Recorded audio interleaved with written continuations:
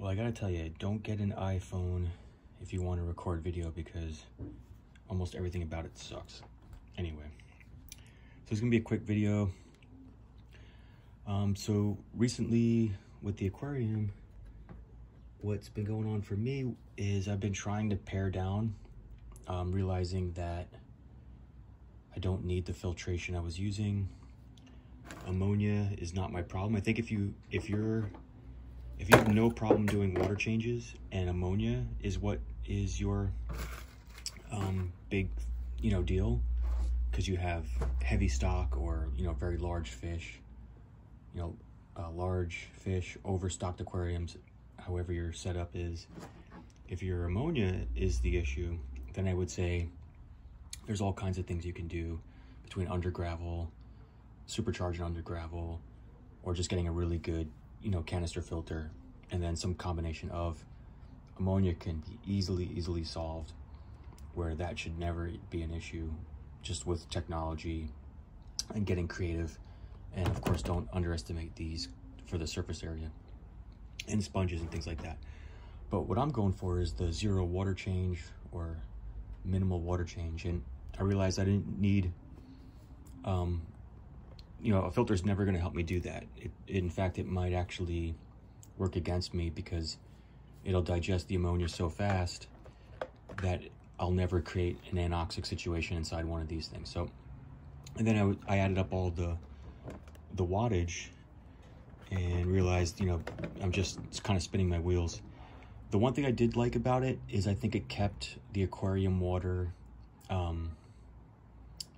it seemed like it kept the aquarium water fresher. It had a little bit of a better smell. It's not the worst smell now, but just moving the water and all of that biofilm exposure on the sponges and the different things, I think kept the water smelling a little fresher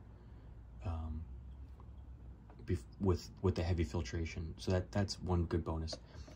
So as far as I could tell, all the Aqua Clears have a 7-watt motor. You could barely see it right there in the corner. 7 watts. Now, it doesn't matter if you're doing the Aqua Clear 30 or you're moving much more volume with the 70. And I love Aqua Clears with one exception. They transfer a lot of noise into the water column. I wouldn't even care if they transferred noise that I heard it, but one of my goals is to get all of the noise pollution out of the aquarium so the fish can have noise pollution less environment. And you can see again 7 watts. This is the second to biggest one, and I'm almost positive the 110 has 7 watts too.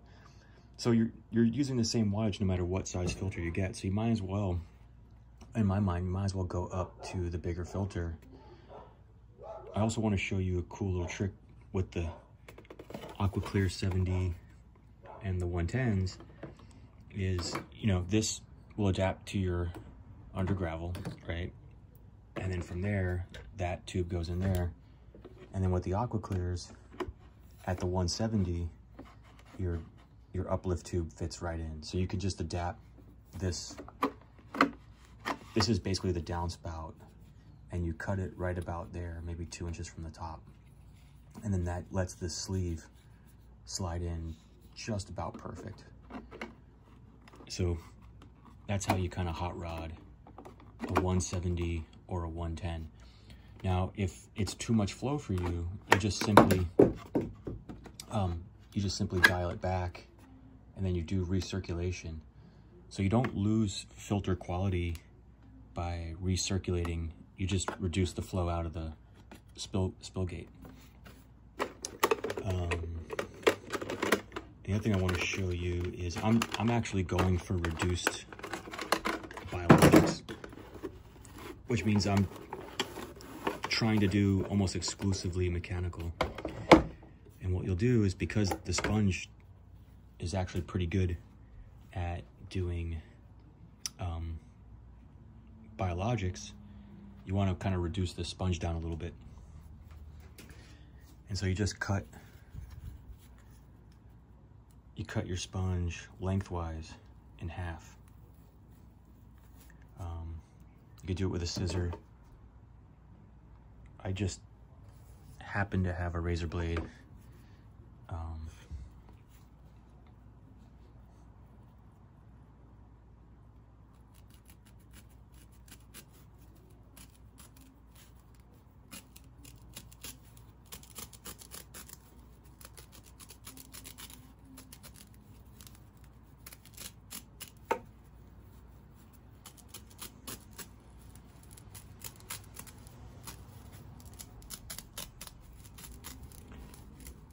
And because razor blades are insanely sharp, it's always a good habit to never cut towards your body. I do a lot of cutting with stuff, so I'm a little more comfortable, even though I'm getting maybe a little too close to my flesh here.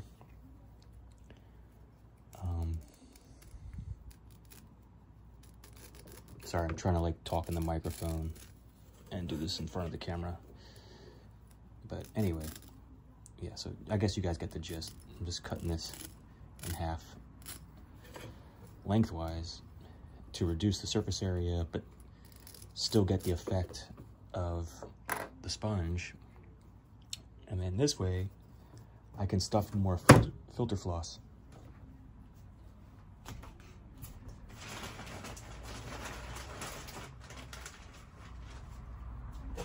Because the filter floss is, you know, has a biologic component to it as well, but not quite like the sponge. So anyway, yeah, you stuff all that down there, and then you can take your half of the sponge. And I'm kind of doing a loose, right where the barbs are, right there. I'm kind of doing a loose pack. There's not really, this is not bypass right there, because it's still on this side of the filter. That's just part of the recirculation chamber. So that water can get back in to be a part of, if you reduce the flow, that's how the water gets back in to recirculate. So that's not bypass. You don't have to cover this. And so as you can see, it's a pretty loose pack. That'll sort of help it last longer. And I misplaced this. The cool thing about the AquaClear is it comes with two, you always get two of these. So you can, you know, you can kind of waste one by cutting for your under gravel, and you'll still have a backup if you want to go back. The other thing I'm doing with this one, well, so I'm gonna, even though I don't like the 7 watts, I'm probably gonna put this back into use in my larger tank, and I'm gonna use a much coarser sponge, once again, to keep biologic filtration down, maintenance down. I won't have to change the sponge nearly as often. You know, I might get away with 6 months out of this sponge versus maybe even longer. And it does fit. The AquaClear does fit. So, and it's probably gonna be down here somewhat. So that's kind of a good thing. And you don't really need to go in very much. And then you can utilize the full length of the sponge, but before it crushes down on itself. So yeah, so that's how you can turn your AquaClear 70 into an under gravel. If you want to do heavy biologic, of course you can, like, let's say biologic was important to you, then I would say go ahead, hook it up to the under gravel, crunch this down, and get rid of some of your, you know, tighten up your mechanical a little bit, and then go ahead and just pack the rest of this chamber with your media. Or you can go ahead and buy yourself a couple more of these sponges. Maybe just get one more sponge and then fill the difference up with one more sponge, and that'd be pretty decent biologic. And then go with the denser sponge for your, well, actually you can't because you're hooked up to your under gravel, but if you don't want to hook it up to your gravel, just go with the denser sponge, and then you got pretty good, you got really great mechanical, mechanical here, biologic here, and heavy biologic there. And so you get the best of both there.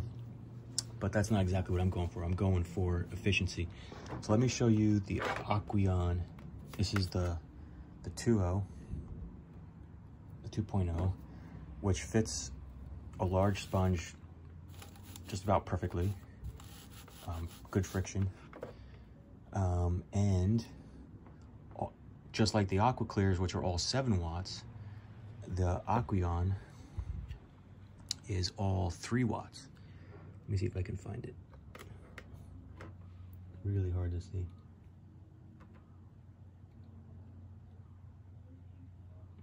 Okay.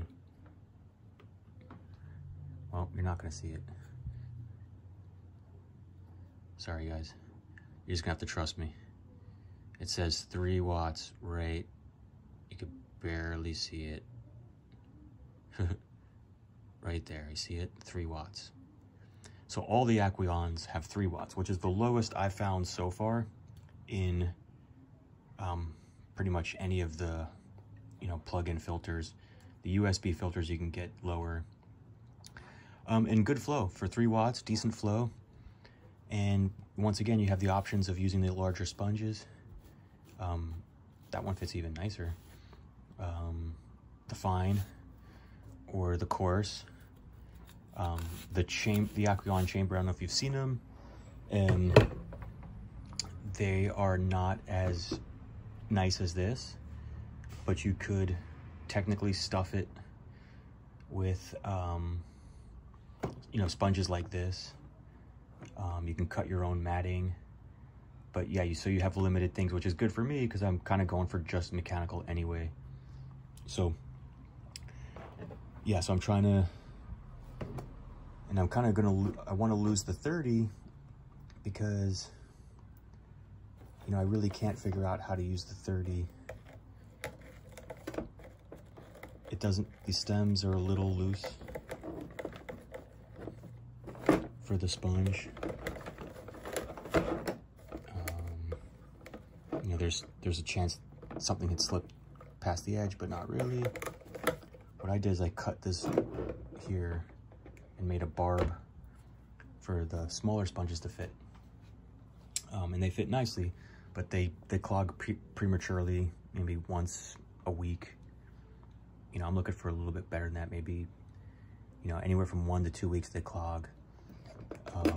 And I'm using 7 watts, and, so it's like, if I'm gonna burn 7 watts, I might as well burn it from the 170. Even in a small tank, you just reduce the flow. It's that simple. Yeah, so these are kind of some of my dilemmas. I want to reduce my electrical usage, but not compromise too much on the mechanical, and of course the maintenance. So to recap, I think I'm abandoning the 30. I don't want to go purchase another one of these, but I might go get another one of these because I can get them fairly cheap. And that might solve my problem right there. And then I think for my larger tank, just to have the flow rate on the 29 gallon, I might put this back into service until I can figure out what I'm doing with my 207, which has been out of service for a while. Nitrate levels are still rising. The tank is not doing anything about the nitrate on its own so far. I may add more sand to the substrate, just to be able to get like a little bit of a cap kind of going over the under gravel, which is basically completely turned off. It's just stubbed up and it's a passive flow. Fish can't get inside, but there's enough that there's some kind of conduction on some level. But anyway, yeah, so things are still happening. I'll do another more detailed video on, what my plans are around getting some anoxic filtration going. But yeah, it's been a while, so just wanted to post something. All right, thanks for watching, guys.